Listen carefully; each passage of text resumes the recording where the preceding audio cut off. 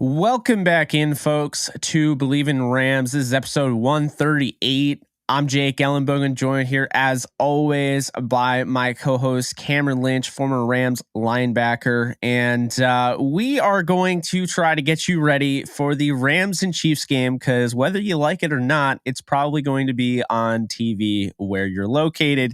It's about 98% nationally televised, Cam, so I think people are going to see it whether they want to or not. Yeah, exactly.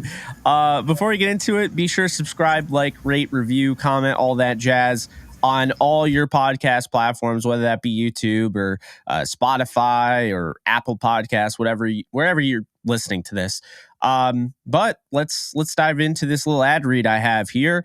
Basketball is back. BetOnline remains your number one source for all sports betting needs this season. You'll always find the latest odds, team matchup info, player news, and game trends at BetOnline. And as your continued source for all sports wagering information, BetOnline features live betting, free contests, and giveaways all season long. Always the fastest and easiest way to bet all your favorite sports and events, whether that's NFL, NBA, NHL, MMA, tennis, boxing, or even golf. Head on over to betonline.ag to join and receive your 50% welcome bonus with your first deposit. Make sure to use promo code Bleav, BLEAV, to receive your rewards. BetOnline, where the game starts. So, Cam, now we are ready. We're here. I know there are people like, really? You're gonna actually try to break this game down? I mean, who is even on this team? I think it's 24 guys. If I'm not mistaken, 24 guys on the 53-man roster that have stayed on 53-man roster the whole year. Yikes. So the burning question we're gonna start off, Cam. What is Bryce Perkins' ceiling as a starter for the Rams if he indeed starts not only this game but the rest of the year? Ceiling. I don't want to put ceilings on anyone, right? So Bryce Perkins, as long as he stays healthy, I think that's the ceiling. That's really been the ceiling for all of Rams quarterbacks, essentially, is can these guys stay healthy? As a defensive player, our thought process a lot of times is, what does the backup look like, right? And so you got Bryce Perkins. Who's his backup? What does that look like? Got Kukas coming in. I know the Rams just brought him in. I know he's coming from the USFL. He has a big injury history as well.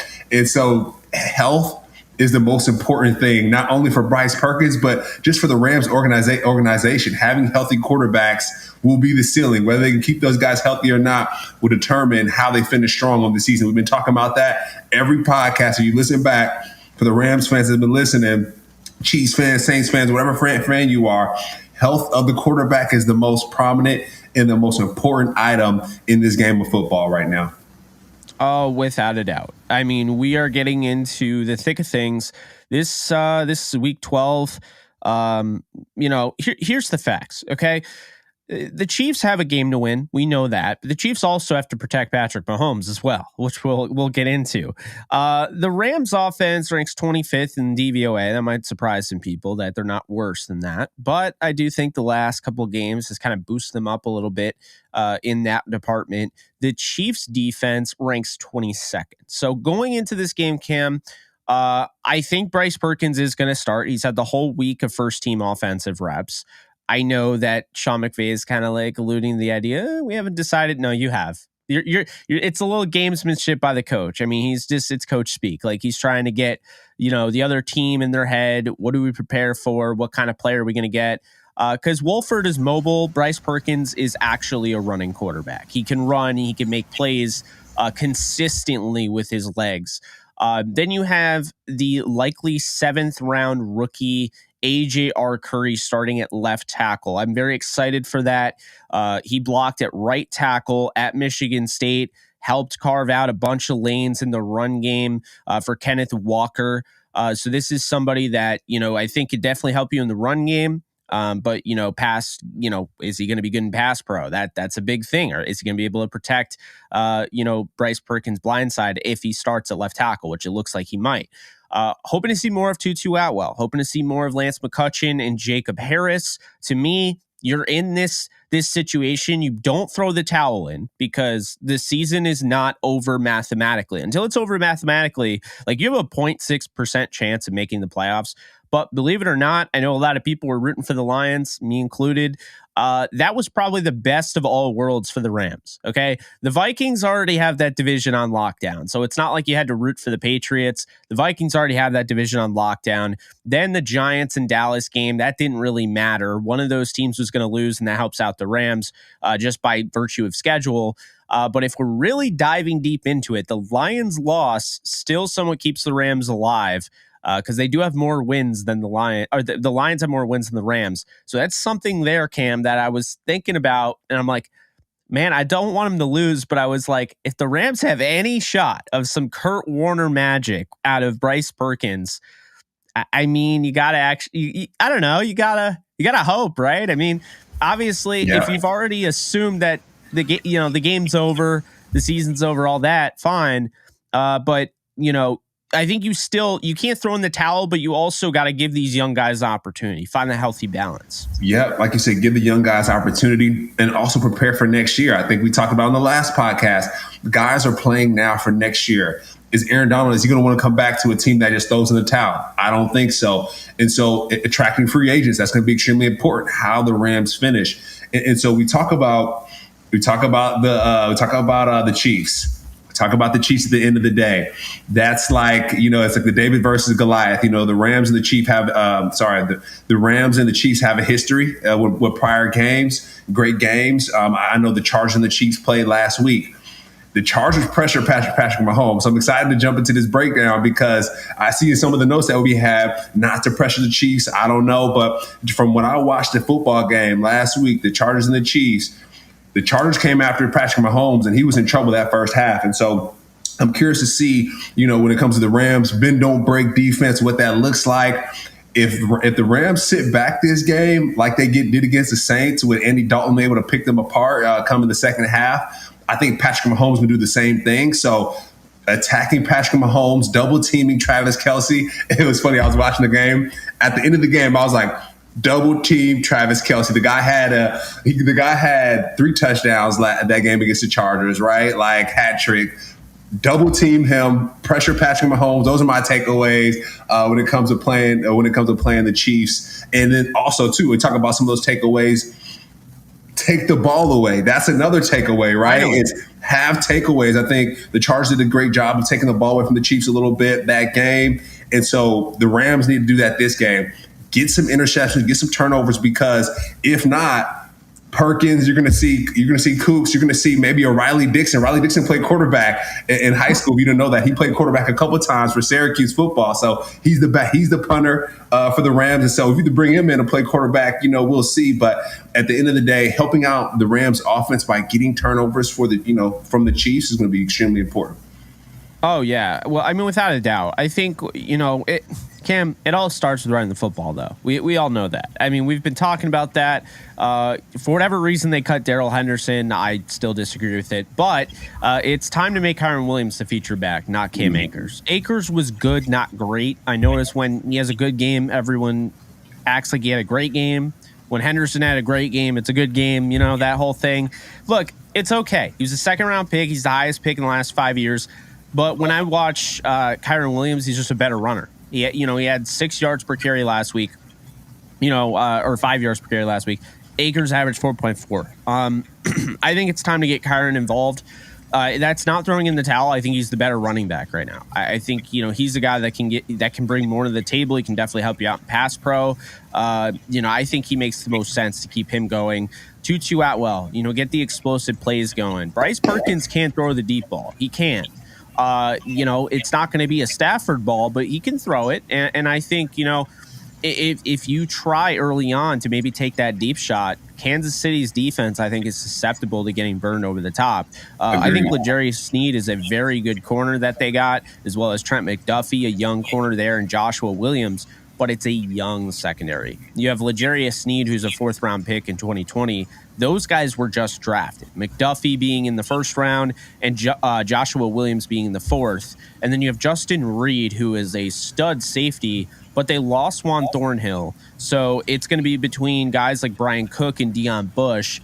Brian Cook is another rookie. So this is a very young secondary that I think the Rams could take advantage of with the deep ball. In addition to that, Bryce Perkins has a lot of experience in the preseason throwing to Lance McCutcheon, who actually caught a couple deep balls, including one where he had to completely change the course, direction of his body, turn around, jump over the LA Chargers defensive back and pluck the ball out of the air while basically being on his back, take it off his back, and run for a touchdown. So this guy has made plays. We'll see, if we see number, I Bleav he's 82 or 86. I don't remember what he's wearing. The clutching. Yeah, they got to get him involved. I think, at least I think so. And then, obviously Atwell, but also I want to see Jacob Harris. I mean, does this guy even need a roster spot at this point? Like, that's the thing. Like, you have to figure this out because you sign him in the active roster. Is he a tight end? Is he a wide receiver? What is he? And then in addition to that, Bryson Hopkins as well, who I mentioned. Now, with the defensive side, Cam, the thing is, I'm not against pressuring Patrick Mahomes. What I'm against is blitzing him. It's kind of the same thing as Matthew Stafford. If you look at Stafford's numbers against the blitz, he roasted it. But when teams were not blitzing Matthew Stafford and they're just getting pressure on 3- and 4-man rushes, that puts a lot of pressure because now you have that extra guy back. He's in coverage. And I think Mahomes has definitely evolved.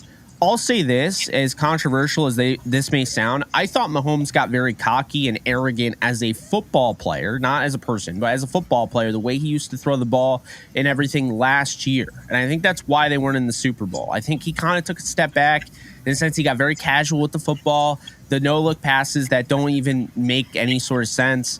And now I feel like Josh Allen's doing that. So I feel like there's been a little bit of a changing of the guard where I thought Josh Allen coming in this year was the best quarterback in football.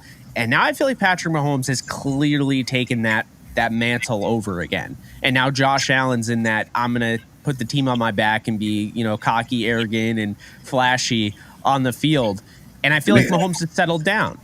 Yeah, and they have to challenge themselves too, right? Like at some point when you pass a certain skill level, Jake, it's like, all right, let's see how far I can go. And to your point, Patrick Mahomes, he does have Travis Kelce. They're looking like that Brady and Gronk combination right now. Like the way they're playing, the way that they're connecting, it's kind of unbelievable to see. Like they can get even better. Like that's kind of mind blowing. And so for the Rams, keeping Patrick Mahomes and Travis Kelce off the football field will be their best bet. Kind of playing like that Patriots football, slow, methodical, run out the clock. And like we talked about, run out the clock, run the football to keep them off the football field. And then going back to the defensive side, to your point, maybe not always blitzing, but causing that pressure, right? Getting home. Leonard Floyd doing a great job of applying pressure this week or the last week against the Saints. And then Aaron Donald, of course, coming up big in big games. And so that's something I would like to see as well. Aaron Donald, we talk about Aaron Donald being that heralded GOAT, essentially, but I would love to see him some strip sacks, some big plays. I know I talked about, your Bobby Wagner making big plays, big turnovers. I know Jalen Ramsey wanting him to, force turnovers as well. But it's about that time for Aaron Donald, for those big plays that come through. And so keeping Patrick Mahomes off the football field, I think is going to be extremely important. Forcing turnovers, that's going to be big for the Rams defense this game. Yeah, I absolutely agree with that. I mean, you got to be able to get home. And whether they play some bend don't break to, kind of, elude the fact that, let's be honest here, this is the best offense in football. They're number one in DVOA. They're explosive as all hell. And a big reason for that is because of Patrick Mahomes. A big reason for that is because of Travis Kelce. They've also gotten really good contributions in between the numbers. Guys like Juju Smith-Schuster, Justin Watson has stepped up, a former Penn U wide receiver. One of my former teammates as well. Oh, well, there you go. Yeah. So Watson stepped up. I think I interviewed him at the Senior Bowl years ago. And Marquez Valdez-Scantling, that speed, you always have to worry about that speed over the top. Sky Moore, the rookie, second round pick. He's somebody I could see getting some run in this game, even though it's sacrilege for a wide receiver to ever wear numbers in the 20s. I'll let it pass in this show, but God. And then Kadarius Toney, is out, and so is Mecole Hardman. So there's a huge opportunity here for these receivers, especially, Justin Watson, fast receiver, tall, he's a willing blocker. Marquez Valdez-Scantling is all speed. Not really a guy that's going to, bring a ton to the table, except he's going to beat you over the top. Juju kind of does it all. Like, he can run every route in the book. And then Sky Moore's another guy that kind of does it all. And Don't forget Pacheco too. The running back Pacheco for the Chiefs. I was not forgetting Pacheco. He's very good. It's when he was drafted, I was like, oh boy, they just got a absolute steal out of Rutgers. Pacheco should have always been starting. Clyde Edwards-Helaire can't stay healthy, and I don't think at his best he's better than Pacheco. So I like that he's starting. He's wearing number 10. He's got the dreads, kind of looking a little bit like Tyreek. Yeah. A little bit. Explosive.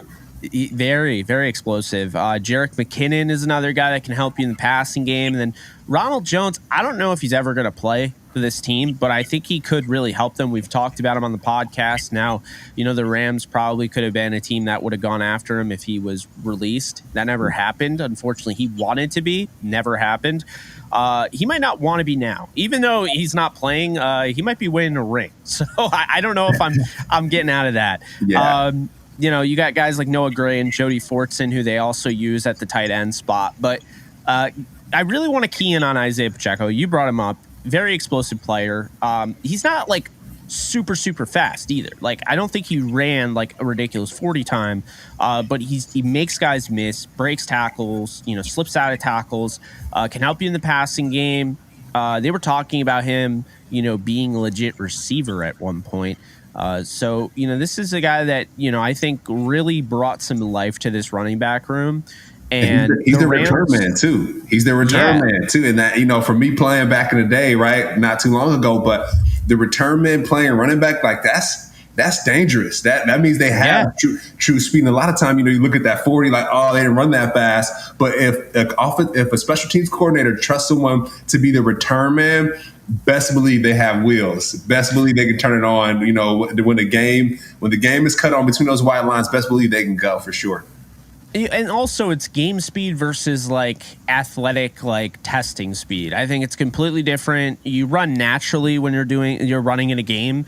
Running out of sprinter stance, you'll never be doing in the NFL, which is why I almost kind of find it silly. It seems like they should have you go full speed and then time you when you get to a certain point in that run, and then I don't know why they have you in a sprinter stance. It seems kind of odd because no one's going to run that way.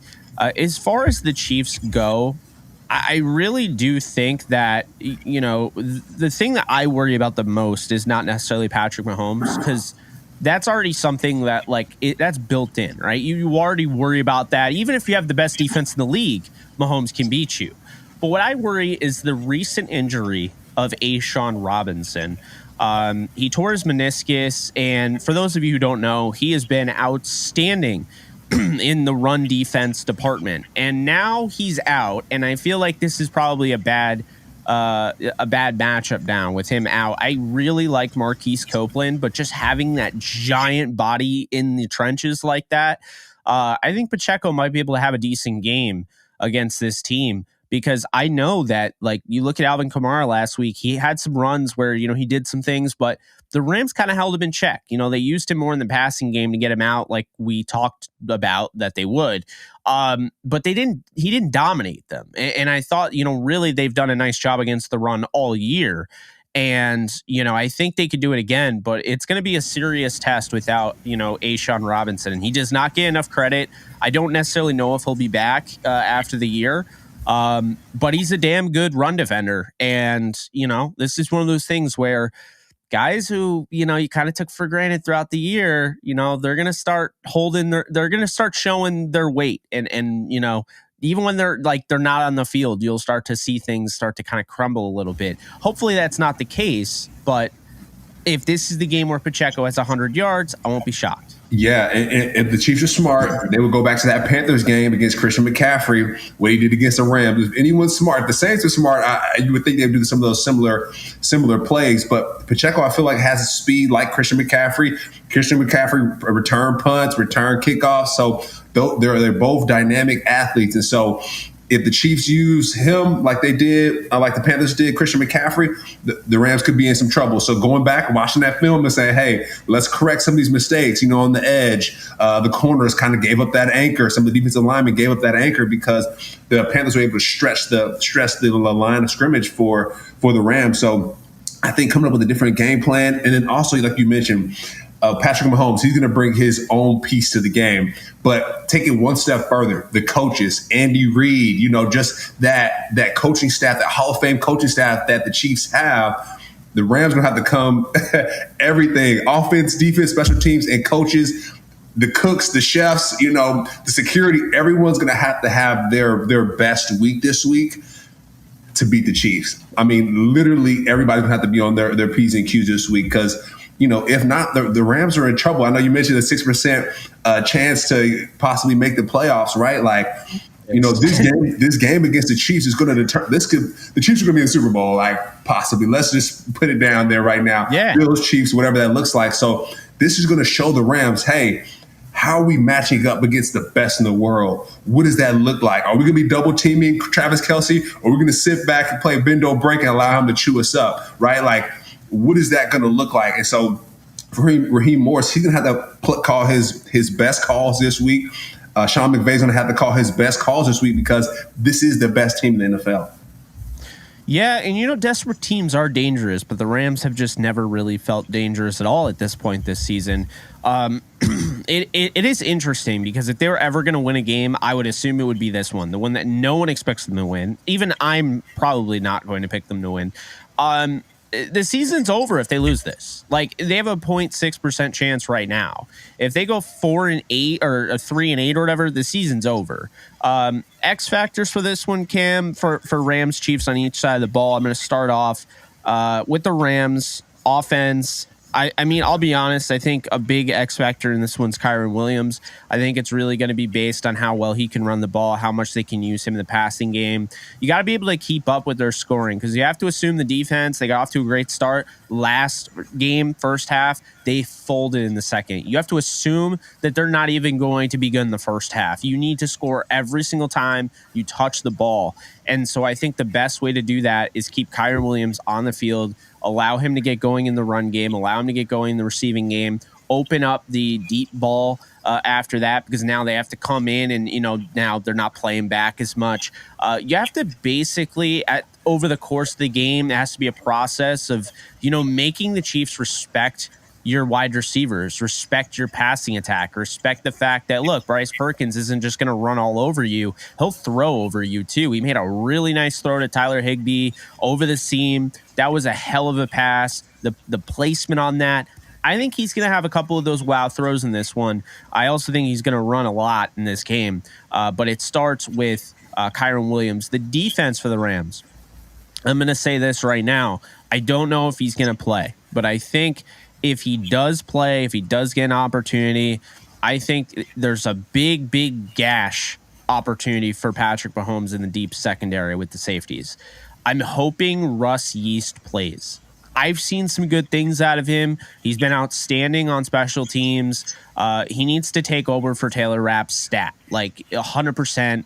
And I think he's an X factor because if Patrick Mahomes wants to test deep down the field, and Taylor Rapp's down there in coverage number 24, game over. Right? It's a touchdown. But why are you doing like that? if number 21, well, we saw it last week, but if number 21 is down there in Russ East, the rookie, that's right, I'm putting a lot of pressure on this rookie, but he's got the speed, he's got, the ball skills. You go back, you look at him in college. I think he can come down with an interception, a game-changing interception there. I just think you have that speed over the top, the cover ability, can play safety, can play corner. I think Russ Yeast is going to be an X factor in this one, assuming he plays. And I don't know how you looked at the tape and game plan this week, not making a change in the secondary. If he's not playing, I don't know what's going on. So that's what I'll say there. And then the for the Chiefs, the offense. This one's tough. I'll give you Pacheco because I feel like you want to say Pacheco. So I'm gonna give that to you. Appreciate that. I got you. We know each other pretty well by now. So I'm gonna say Juju Smith-Schuster because people do not look at Juju like he's a superstar. Okay, they look at Juju like he's just another guy. But Juju blocks extremely well. Juju is great, yards after the catch. Juju can help you downfield. Again, game speed versus how well he tested at the combine. He's definitely a faster player than he was testing. And then Juju can also help you in between the numbers, take the ball, over the middle, take that big catch on third down and not be afraid to get pounded over the middle. That is the thing about Juju Smith-Schuster that I love so much and why he was such a valuable member of the Pittsburgh Steelers when he was over there. Now he's with Patrick Mahomes. So I just think that that's a big thing there. And then the defensive side for the Chiefs, I'm going to say it right now. L'Jarius Sneed is an absolute freak show. He's a great tackling corner. He can help you as far as if you need a big time interception, he can get that for you. Going up against a, let's call it like it is, Perkins has been around the block for a little bit, but he's technically like playing a rookie, right? Because he hasn't had a lot of experience. L'Jarius Sneed has a chance to really break open this game. A pick six, and you get a guy in a really bad mindset, right? So I feel like he is the X factor here. L'Jarius Sneed, looked for him number 38 on the defensive side of the ball for the Chiefs. Okay, so going to the Chiefs defense, so I'll go immediately to the Rams offense. I'm going to go Van Jefferson. I think he came up big, not only for Wolford in the second half of, I believe, that Cardinals game, but the Saints game, the first half of that Saints game, for Matthew Stafford, catching some of those spot-up routes, catching the final play of the game for Wolford. And so I think he's going to come up big. I think he's heating up a little bit. I know we saw him on the Hard Knocks special for the Arizona Cardinals. Him and his dad, they had the conversation. I think he's going to be heating up pretty much here on this end. And then go to the defensive side. We don't really talk about the obvious players, but Aaron Donald. I mean, I'm going to need him to step up big time this game. We don't talk about him because he's like the guaranteed X factor, but I think he's going to be the big X factor because the thing that you talk about for the Rams defense, talking about Yeast coming in for Taylor Rapp, those guys are going to need some help. Saints game last week, those guys were in trouble. So Aaron Donald's going to have to come through, right? Big players make big plays during big games. And so this is Aaron Donald's game. And I think we're going to see him really show out and probably hopefully have one of the best games of his career or just this season. But we need to see it, I think, from Aaron Donald. And then going to the Chiefs side, I'm going to go to the defensive side since we're on the defensive side for the Rams. I'm going to go with Nick Bolton. I mean, my man versus the Chargers had quite a game. I believe had an interception, a forced fumble. And so the Rams have to circle him when it comes to game breakers. I believe he's a game breaker on that Chiefs defense. And then on the offensive side, you said it, Pacheco. I mean, I think he's going to be someone that the Rams have to keep their eye out for because we talked about it, the Panthers game. Christian McCaffrey went off against the Rams. And so making sure that Andy Reid doesn't do some of those same things. Hey, we got Pacheco. Oh, let's get him out on the edge. Let's have him do some of the same things that Christian McCaffrey did. So I think Pacheco is going to be the game breaker or the X factor for the Chiefs on the offensive side. I knew it. I knew you were going there. I mean, I was also going to go Justin Watson too. I got to show some. Also, if you picked him, I would have went Justin Watson because I see that. I almost went Justin Watson. Yeah, so I see that Patrick Mahomes is spotting him up a little bit more. Justin Watson's a smart receiver. Looking for him in the end zone for deep routes, and so he could be a sneaky one. But I'm definitely going to go Pacheco. And keep this in mind, Cam. MVS. Justin Watson, Juju, Sky Moore, those are all guys that can beat you over the top. Like the Chiefs knew what they were doing when they were building this wide receiver room. Mecole Hardman, Kadarius Toney, all of these guys have the speed to beat you over the top. Justin Watson is somebody that could absolutely creep up on you if you're not paying attention. He's done that this year. And the thing about Mahomes, he is not like other quarterbacks in the league where, even like, Tom Brady, we've talked about this, Tom Brady, Aaron Rodgers won't throw to you if they don't trust you. Patrick Mahomes will throw to anybody. It's like he's very similar in the sense like Stafford will throw to anybody. I know lately with Cooper Kupp, but I think that was more on McVay. Patrick Mahomes will literally throw to anybody that's wearing, that Chiefs helmet. And, that's either Pacheco, McKinnon, Michael Burton, Jody Fortson, Noah Gray. I mean, it doesn't matter. That's the thing that makes him so dangerous is that, we've seen games where they've won in blowouts and Travis Kelce had 3 catches for 13 yards. Like, your game plan was to take Kelce out of it. And then he's like, all right, I'll get Juju Smith-Schuster involved. 9 catches, 146 yards, 2 touchdowns. Try me. Then next game, everyone's like, oh, well, we can't let Juju beat us. And then, all right, Kelce, he's going to have a hat trick. There you go. It's like, all right, well, we can't have Kelce and Juju beat us. So we have this awesome game plan. We're going to shut down both of them. All right, I'll throw to Pacheco, and I'll run with Pacheco. Pacheco will have almost 200 total yards. There you go. All right, now we'll try to game plan for all of them. Justin Watson's beating you over the top. All right, now we got all of them. We got all of them on lock. MVS is beating you over the top. And then that one game against the Niners, they forgot Mecole Hardman existed. He had 2 touchdowns rushing the ball near the goal line. I mean, this team and just the way Andy Reid has always been about, with the offense, he never gets the appreciation going back to the Eagles. But I mean, don't forget, they had Mike Vick, they had Donovan McNabb, they had Brian Westbrook. They had guys like Deshaun Jackson, Jeremy Maclin. I mean, I feel like people kind of just forget that this is the same Andy Reid that had all those guys and made the most out of him. Made Jason Avant a terror on 3rd down because you knew he was going to just basically fit into that, soft spot in the zone and he could take a hit. Hank Baskett over the top. They had all those guys. I know I'm bringing up these names and people are like, hey, I know that guy. But, I mean, for real. So Andy Reid is going to have this team ready to go. He's going to have this offense ready to go. And it's in Kansas City. This is probably the worst place to play when you're not a good football team. Right now, the Rams have to, show some life. I mean, 4-7 isn't the best, but it's definitely not the worst. And your schedule, if you could beat the Chiefs, your schedule isn't any better than the Chiefs. I mean, Seattle could probably creep up on you because you got them twice. And, Geno could rip apart your defense, just with how quickly he gets rid of the ball. But aside from that, Cam, that's what I'm looking at before we get into the predictions, is that this team has a golden opportunity if they beat the Chiefs. And I'm not saying they're going to, but if they beat the Chiefs, the rest of their schedule is the Raiders, the Broncos, Seattle. It's not the Chiefs, the Bills, the Vikings, the Niners. The Niners. So anything can happen.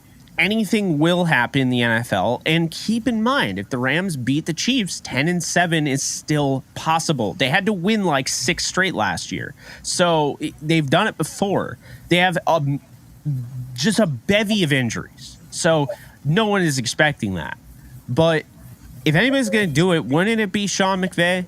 Wouldn't it be a young rookie, not rookie, but a young running quarterback? Wouldn't it be an exciting young quarterback? I mean, this is what the NFL, the Rams organization was built on. Because if you think about it, I mean, they only have 2 Super Bowls, one of which was won by a guy who was a backup plan. I mean, Kurt Warner was never supposed to play. It was supposed to be Trent Green. Trent Green gets hurt, Kurt Warner takes over, and the greatest show on turf becomes a thing. So, I mean, I'm just saying, I'm not trying to give false hope, but if they do win this game somehow, there's definitely some leeway to make it at least exciting towards the end of the year. Yeah. And what I'm hoping for at the very least, Cam, is they get a winning record or at least, 500. I mean, that's what I'm hoping for. I think that's what obviously McVay is looking for. He wants to be in the playoffs, no doubt. But I think he wants to keep that streak of not having a losing season and just keep that, exclusive to Kyle Shanahan over in San Francisco. Shots. Twice, by the way. So we got the predictions. And Cam, where are we going with this one? How do you see this game going? Yeah, so really quick before we jump into predictions, I want to talk about this. When it comes to Andy Reid, I feel like it's more like a Phil Jackson type thing where, you coach Kobe, you coach Michael Jordan, you coach your Michael Vicks, and you got your Patrick Mahomes and Don McNabb. So, Andy Reid is no one to sleep on, and it's going to be the David versus Goliath type game where the Rams coaching staff are literally going to have to coach their best game to get to that even or that winning season towards the end of the season, because it's not how you start, it's how you finish. And going up against a team like this, the Kansas City Chiefs, and a coach like Andy Reid, a Hall of Fame coach and a Hall of Fame, Patrick Mahomes and Travis Kelce, they're going to have to play their best ball. And so we're saying that I haven't gone against the Rams at any of these podcasts. And I won't start now. And so I'm going to go, 27-24 Rams. They get multiple turnovers against Patrick Mahomes. They shut down Travis Kelce. They shut down a lot of the X factors that we talked about. They run the ball really well. They protect the ball really well.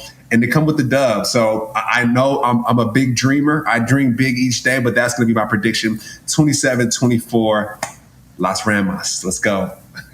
Wow. Okay. So the Chiefs are 50.5 betting favorites. I might actually take the plus 50.5 Rams because I'm going to go Chiefs win this game 34-20. I'm sorry, I can't join you there. And you know me, I'm Mr. Optimist. I've literally picked the Rams. I pick the Rams all the time.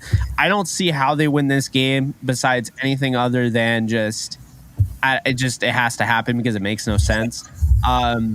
I mean, I could see them absolutely winning this game because, like I said, it makes no sense. But also, like, the Chiefs' offense is great; it's the best in the league.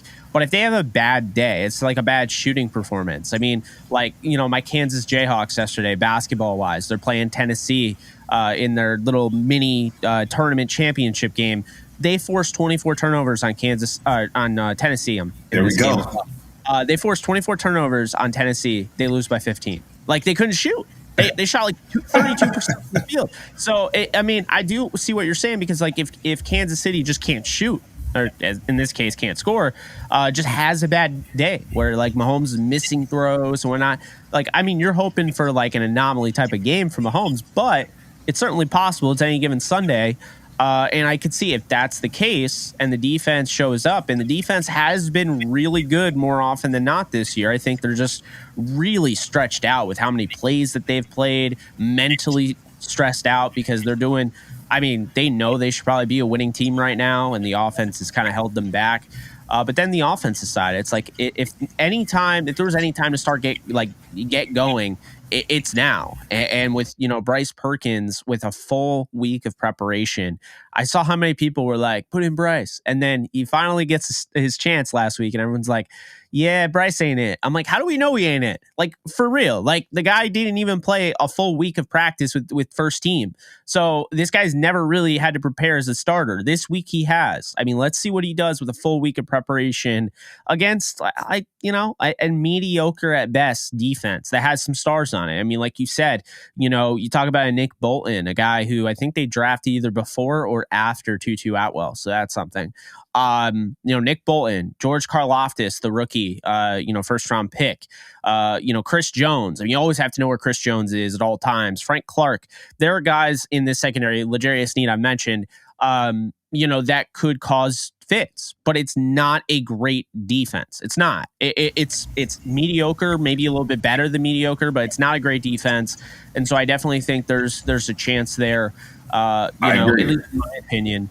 I don't see anything wrong with picking the Rams. You're going to get people in the comment section like, oh man, this dude's a Rams homer. Come on now. But come on. This is the team that just won the Super Bowl. Look, it's not the same team. It's very banged up, but it's still Sean McVay as the coach. It's still Raheem Morris, the defensive coordinator. I don't know. I can see it. I'm still sticking by 34-20. I think the Rams will be competitive, and I think the Chiefs will kind of pull away in the second half. Like, the Rams forget how to score in the second half. They do. So they do all the time. So yeah. I'm going to say 34-20, and I think if it's any consolation, the Rams cover the 50.5 point spread. I'm not saying it's an obnoxious spread, but man, something just feels wrong. 15.5. Like, do you understand how big that is in betting wise? The Rams have never been that. Like, in Sean McVay's entire career, they've never been that.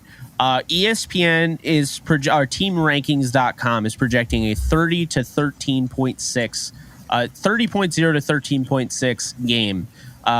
Based on their numbers and everything they do. I tend to think they'll score at least 20. I just don't think that the Chiefs defense is very good. So I'll take 34-20. And this game doesn't get shut off because it won't be a blowout. So that there's another consolation prize. It won't get shut off. We don't get embarrassed in front of the national, the mainstream fans. Because the other games, the Saints and the 49ers, and I guess, I don't know. I think that would have had just the same argument to be put on as this game, but I know they shelled out the dough to get this game. I think it's Fox, right? They shelled out the dough to get this game before the season, and man, they're sitting there like punching air. They're like, come on, this is supposed to be our marquee matchup.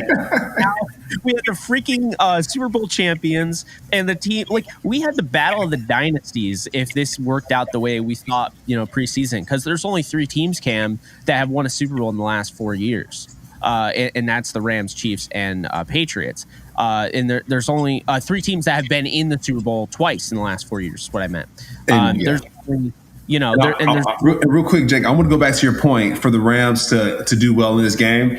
And go into my ridiculous call of the 24-27 Rams. Bryce Perkins challenged the discipline of those rookie defensive backs, right? Force them to have a bad day. And I think that's going to be really big for the Rams, is forcing those rookie DBs to have a bad day. Running the ball, going deep with Tutu Atwell, Allen Robinson, or whatever that looks like, and then also forcing turnovers and controlling the clock. Those are my 3 takeaways, 3 ways for the Rams to win this game. And it's going to be David versus Goliath. Like you said, the people the football gods who wanted this game to be the one can get that if the Rams play well. But if not, it's going to be a blowout. It's going to be a blowout. Can you imagine if this was like a neck and neck shootout?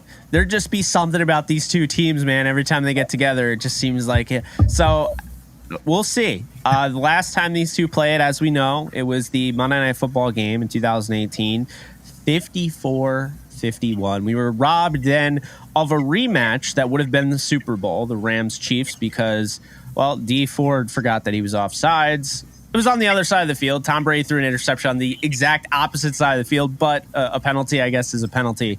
And as we know how that went down. But both teams, they're among the league best. I mean, I know the Rams aren't great this year, but if you're looking at the scope of everything, how it's gone over the last 5 years, I mean, the Chiefs, they're trying to be that dynasty that I thought the Rams could be. So we'll see. We'll see. But that's going to do it for us. Appreciate you guys tuning into this. I know a lot of people aren't very excited to watch the team get blown out on national television.